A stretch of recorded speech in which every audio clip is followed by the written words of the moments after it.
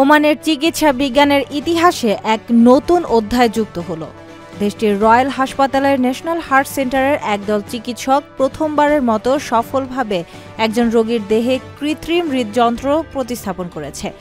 এই সাফল্য দেশটির স্বাস্থ্য খাতের জন্য একটি বিশাল মাইলফলক। 4 ঘণ্টাব্যাপী এই জটিল ও যুগান্তকারী অস্ত্রোপচারটি পরিচালনা করেন ডাক্তার ওয়ালিদ বিন আমের আল বাদি এবং ডাক্তার কাসিম বিন সালেহ আল আবরি।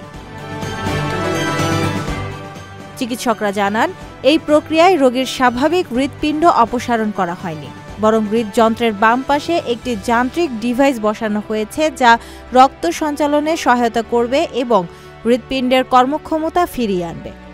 গুরুতর হার্ট ফেইলিওরের আক্রান্ত রোগীদের জন্য এটি নতুন আশার আলো। অস্ত্রোপচার শেষে ওই রোগী সুস্থ হয়ে হাসপাতাল ত্যাগ করেছেন এবং নতুন জীবন ফিরে পাওয়ার অনুভূতি প্রকাশ করেছেন। চিকিৎসকরা জানিয়েছে, তাকে নিয়মিত পর্যবেক্ষণে রাখা হবে।